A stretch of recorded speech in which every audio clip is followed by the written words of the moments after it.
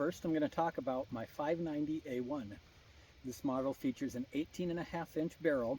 Now the A1 has a heavier weight barrel than the standard 590 family. It's got a metal trigger, guard trigger assembly here, and it's got a metal safety. So other than that, the other big difference on this 590A1 versus other 590A1s is this 18.5-inch model was called the M-Lock model. Of course, I have replaced the factory Mossberg furniture with it, but this has the accu-choke system that you can use. I went with the accu-choke so that way, instead of just having a tactical shotgun, now I have something that I could actually set up if I want to use it for like small game, running a number 4 2 3/4 inch high brass. I'd be able to run a whole host of different choke tubes in it, thus giving it a little more versatility. Now I could buy turkey chokes. It's got an 18.5-inch barrel and it does handle a 3-inch Magnum shell, and there are a whole bunch of different 3-inch 12-gauge shells you can get for turkey.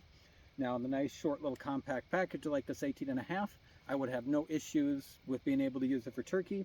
That's also the reason why it was nice that pull the grass out. This model does come with the ghost ring sights. These are factory Mossberg ghost ring sights on it. Now the other thing I installed is on the opposite side. I went with the side saddle by, I believe it was S-Tac was this one, and this is a Velcro side saddle.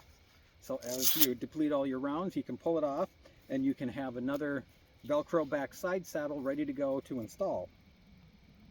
That is a feature that I first started seeing on other YouTubers. They were running them on the, I believe it's the A300 Patrol by Beretta. They come standard with it. And first I thought it seemed like a cheap solution, but the more I look at it, it's really handy. And if you want to store it without a side saddle, all you got to do is just peel it off.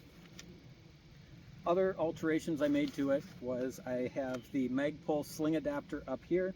It's got a QD mount on both sides, and then I actually got the QD mounted paraclip up here so I can use the regular paraclip on the MS3 sling. I've got a Mossberg gray Magpul forend, I should say. Got a Magpul forend, Magpul buttstock. The nice thing is with the Magpul buttstock is if you're going to run like optics on these as well, you can actually have an interchangeable comb up here, and then you have spacer systems for a length of pull and a pretty decent recoil pad on it versus a solid rubber recoil pad. Pretty much going back from that, that is all the upgrades I have done to my Mossberg. I originally had an aluminum Mesa tactical side saddle on it. I ended up replacing it with this S-Tac Velcro system because the issue I had with the original Mesa that I had on there, the screws that go through the action screws would bind it up so tight to make it where it didn't like wobble. It would actually put force on the receiver and then bind up the action when it was cycling. Now this has got a much smoother style action on it than what well, not the original, but after I had it upgraded with that Mesa Tactical. So going back to this, it does not alter the gun in any way, shape, or form. All it is just a glue piece of Velcro that goes on the side receiver, and then you've got your Velcro that's attached to the back of the saddle there. This, of course, is the 590A1 M-Lock model by Mossberg with some upgrades done to it. And this one is the 590. This has a thinner profile barrel on it. It does not have the heavy wall. This is a 20-inch versus that one, the 590A1 being a 18.5. Now this is a standard 9-round model. That one is a 7-round. You'll be able to hold 6 in the tube and 1 in the chamber. So this should, if I remember correctly, is 8 and 1. I might be wrong. It actually only might be an 8-round model with 7 and 1. I'll have to go back to Mossberg spec and kind of double check that. But this as well is their M-Lock model. It had the same factory ghost ring sights on it that the Mossberg 590A1 I just showed you did, but I actually changed those out. I've got an XS Picatinny ghost ring rail on the back, and I swapped it out, the big red one on the front, with an XS large dot tritium front sight. So that gives a little bit low light shooting capability. I've got the same Magpul stock but in flat dark earth on this one, and of course I've got the same sling system up here with the Magpul clamp and the Magpul paraclip adapter on that. This model in the 20-inch also features a bayonet lug, so you can use any NATO style bayonet on your 590. Now there are 590A1 models that have the 20-inch barrel, but they do not have the choke capability. Again, with this being a 20-inch barrel, this would be a handy little 12 gauge as well for any kind of squirrel, rabbit.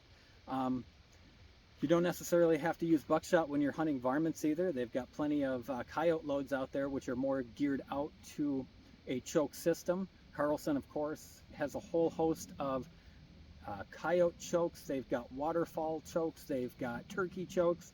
So any kind of a choke system you want to do to basically give you more versatility with this 590 platform. And with it being a 590 platform, it is based off of the standard 500 with some upgrades on it. Of course, all Mossberg shotguns now have dual rods for your action in order to operate the carrier. Other than that, these feature a full tube with end caps on them, so they are an easy clean out system. That is what the clean out choke tube is, clean out magazine tube, I should say. You can remove the ends on these, and there's a little metal clip. You can pull that all the way out so you can easily clean your magazine tube if it starts getting dirty, fouling up from your different shotgun rounds. So that's kind of a overview of the 590 model here. As I mentioned, this being the 590, it does not have the metal safety on it. It has a plastic safety, and it's got a plastic trigger guard down here. Well, the entire trigger pack is going to be plastic, and then of course it's going to have your steel components for your trigger, hammer, sear, all that stuff that actually will fire the gun. But the pack itself will be plastic. Those two options, the metal trigger pack and the metal safety, and the heavier walled barrel, is what makes a 590A1 the A1 model. You omit that, you're going down to a 590. So those are the two differences between the A1 and the standard 590. But both shotguns give you plenty of options on Mossberg's website. So if you're looking for a decent pump shotgun for something like a tactical series, but you want something with a little bit shorter barrel and has chokes, as I mentioned, these two models do support the accu-choke system.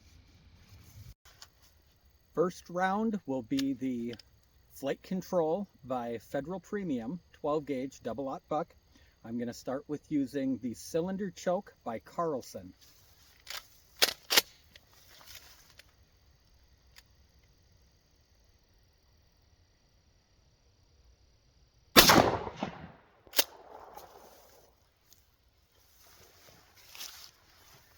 Next, we're going to go down and see what kind of a spread we got using the Flight Control double-aught buck by Federal with a Carlson cylinder choke tube out of the Mossberg 590A1.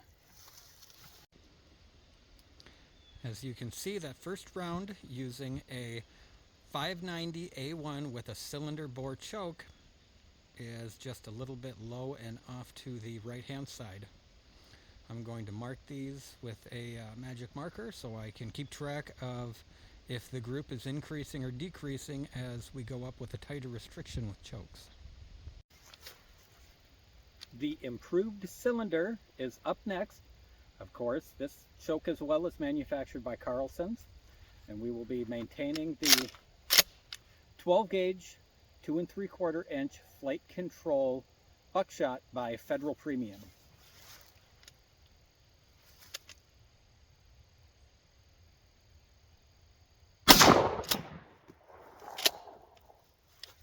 That is using an improved cylinder choke by Carlson. Now we'll go down and we'll take a look at this group and see if it's increased or decreased in its spread pattern. I'd say these 9 rounds are considerably larger spread, going almost all the way down from approximately 6 inches from the bottom of the page up to bullseye center mass, or just a little bit below the X-ring. All 9 pellets did impact target, but it is definitely an increased spread, probably close to 2 feet versus the first spread pattern, which was maybe a little over a foot. go ahead, we're going to go up to the modified choke and see if the spread continues to increase or if it's going to decrease in pattern size. The Carlson modified choke is up next. We are still maintaining a yardage of 25 yards and still, of course, going to be shooting Federal Flight Control 12 gauge double-aught buck.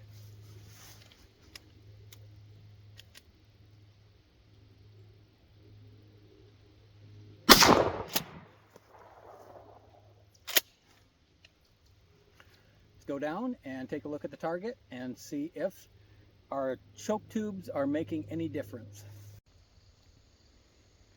Going out on a limb and going to say that the blue Sharpie was probably not the best. I've got them marked with M's as to which one was the modified now. I just thought of that on that choke to be able to see where the different group is. I got to say the modified is, in my opinion, tighter than what the improved cylinder was. It's more on par with being what the cylinder is, if not maybe just a little bit tighter than the cylinder. Next up, as I'm drifting off the target, next up I'm going to go to the full choke. I think I might start doing headshots to give you a better idea.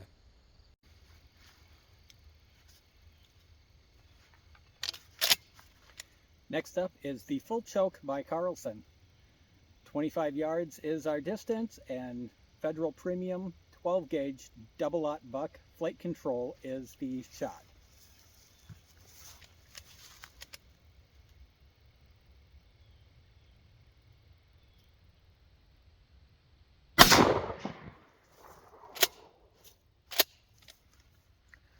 Let's go down, take a look at the target, and see what we have for a shot group. All in all, I'd say it looks like the modified is what is probably performing the best. That is 9 rounds of double-aught buck and probably about a 1.5-ish group from outside to outside. That was, of course, using the full choke by Carlson. I'm going to jump up to the extra full now, and we're going to see what that has.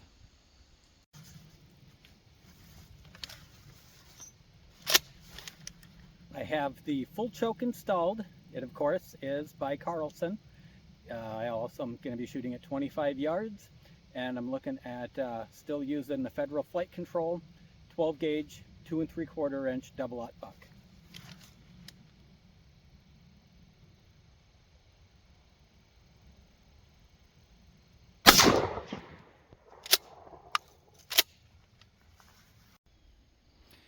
Extra full looks to group pretty much on par with what the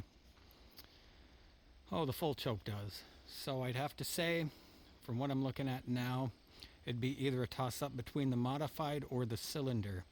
Now, if you're going to be running mixed loads on your side saddles, you want to make sure you're running probably a cylinder choke would be your best bet. That way you have no complications if you're going to be running slugs or the buckshot through it. So as it sits right now, I'd say if you're going to be running slugs and buckshot, you might not even need to go with a Mossberg model that has an interchangeable choke system.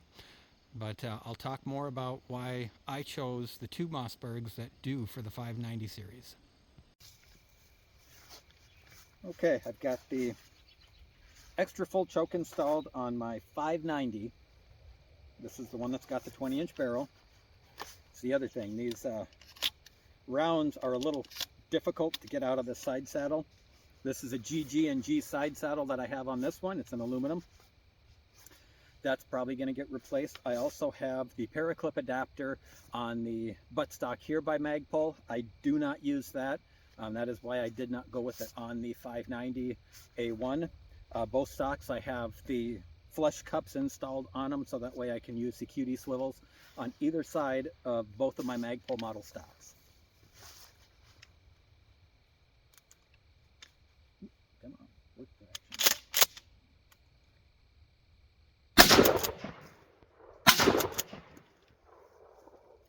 That is 2 rounds of a 7.5. No, it's a number 6 shot by Winchester. This is a sporting load for targets, clays, shooting, skeet. Otherwise, you it is suggested to be able to use for small game too, and if you're in a state where it doesn't want you to use any lead shot, being an all steel, it comes in real handy. The only thing is, that's why I went with the Carlson chokes. All of my Carlson chokes I just shot with that buckshot are all rated for steel shot, so you can use any steel loads in these as well. So even more versatility to what the shotgun package will have when you're using a choke system. And that is the spread pattern on that extra full choke using a number 6 Winchester game load. Well, I guess you can't really call it a game load, it's their target load. It's a low brass, so it's more low pressure than what the high brass cartridges like your slugs and buckshot are. You can see it's got a pretty tight pattern up there, just a little bit above and off to the left of the orange center mass. So definitely I think it would make an excellent small game system there. So I might try using it this year some. Most of what my small game I shoot with a 22. But if you don't have a budget for a lot of firearms, you can definitely look at something that would be a more multi-use kind of a system rather than just something designed for slugs and buckshot.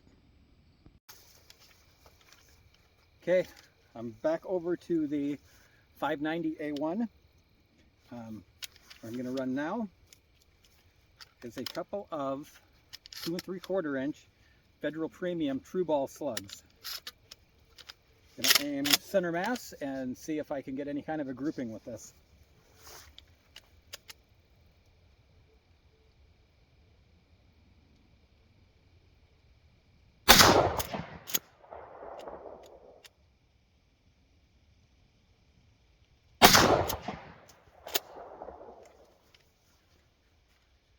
Definitely from the slugs over to the buckshot is not that bad, being at the full power load.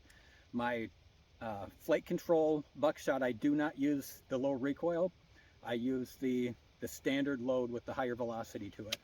I figure if you're going to be running buckshot out of a 12 gauge, there's not much point doing something that's going to be loaded down. They make 20 gauges that would have the same capability. So let's go down and see what I've got for a group out of 2 rounds of the True Ball Federal Premium slugs.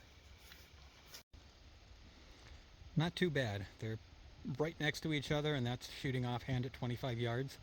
So I'm pretty happy with that. I still need to adjust it. It looks like a little bit over to the right, because a good portion of my buckshot pattern and those slugs and even the bird shot all favor the left side of the target. So I do have a little bit more adjustment. I did actually slide the front sight over because it was way favoring the right hand side and shooting way over to the left. I had to have my rear sight maxed out, if I remember correctly, almost completely to the right in order to get it somewhere close, and I still wasn't. So that is one downside to ghost ring sights. You will have to sight them in more like a traditional rifle will, but it is good to see that regardless of what I'm shooting here, it is all semi-close to like one area. So that way you don't have to have a different zero depending on what you're going to use and have a whole bunch of different shotguns if you're going to be using multiple different systems. Another thing I want to point out is that cylinder bore choke is about the only other one that's recommended for slugs is cylinder or improved cylinder. They do not recommend going up above those 2 options if you're going to be shooting a rifled slug. And of course, if you're buying the expensive sabos, I would suggest staying away from the smoothbore shotguns altogether. You can buy a rifled choke tube for that, but if you're going to be spending the money on expensive sabo slugs, go with an actual fully rifled shotgun barrel. I do not know if they make a shotgun barrel that would mount up to the 590 platform because of the way it's actually designed, but I might have to go to Mossberg's website and see if they make something like that. Because if you make a fully rifled barrel with those ghost rings on it, that might be a pretty effective deer shot gun, using basically from 100 yards in. Just before I fully call it quits for the day, I'll try out the Carbo trigger that I put in my Hellcat Pro. I actually have it upgraded now to the Carbo, as I mentioned. I'm still shooting with the muzzle brake on it. I think if I carry it, if I do get it to where it'll actually really stack rounds in there, I'll take it off and go to a thread protector as opposed to a compensator. As I mentioned and people have asked questions on, I think it does increase the actual noise level of it just a little bit. And if you're ever going to use it in a self-defense situation, I don't know if I can trade off having a louder firearm than what it would be normally for having a little bit less muzzle climb. And I don't know if it even does that much to actually reduce the muzzle climb.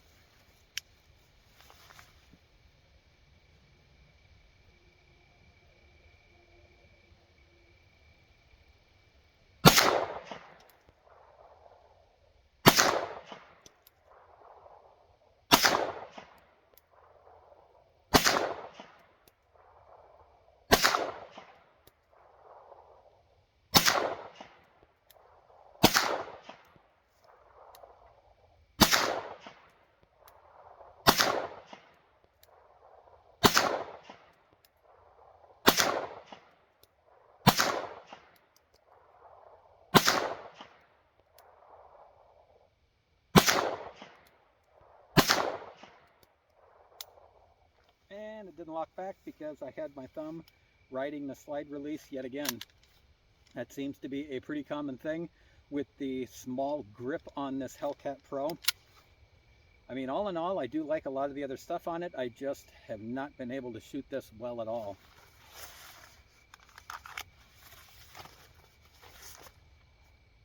Guess let's go down and see what the target looks like. Hopefully I hit it.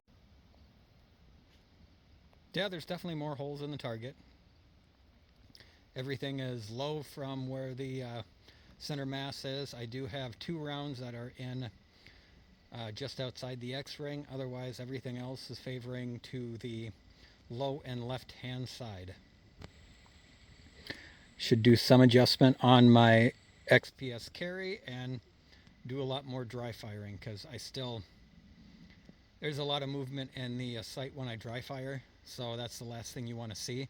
That means you're going to be jerking the handgun off to the left, right, low. It looks like I've got too much finger on the trigger. I actually found a set of targets that will show you when you're shooting what you're doing to create like bad habits, if you will. I might actually get those from Amazon and give those a try with this handgun. Cylinder choke, 25 yards, steel target. Make sure you wear eye and ear protection.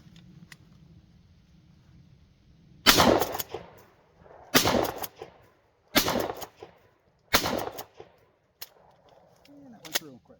A little bit of a flinch on that last one. I got a little bit of a movement out of that steel, but not much. Just goes to show you that the number 6 game loads, well, I keep calling them game loads, they're not. It's a number 6 target load. It does not have that much energy when it goes to transfer onto the target. For my Carlson chokes, I have a nice little Carlson choke tube case. I ended up going to this so I could keep all of them in one location. They got a nice little Velcro piece here. If I wanted to get stupid, I could probably put it on that the Velcro that's on the buttstock, but I don't know why you'd want to carry around multiple choke tubes with you rather than spare ammo. As I mentioned, about the only choke tube you didn't see today, if I can get it out of the case here, that's the only downside, is the buckshot choke by Carlson. This was designed for buckshot, but it was not designed for flight control. This was for your standard buckshot. And I have pretty regularly shot just a standard cheap buckshot, and the choke tubes really do make a huge difference with the El Cheapo buckshot. You can be amazed how tight you can get some of those groups go into these choke tubes. The other thing I should mention, these are Carlson extended choke tubes. They're a little bit longer in length than what your standard chokes. As you can see on the ends of the barrels, you had portions sticking out. It's laser engraved the actual choke size, what it is for the actual name, if it's a modified, the cylinder, the improved cylinder, and then actually on the barrel of the choke where the threading is, where it goes in, it actually tells you the dimension of what the choke constriction is.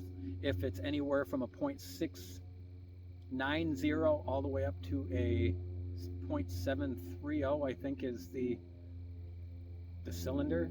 I might be wrong on that, more than likely I am, but that is nice that you actually have information on what the actual choke is for, what pattern of the actual choke threading, the gauge of it, and then what the actual constriction is on all Carlson chokes.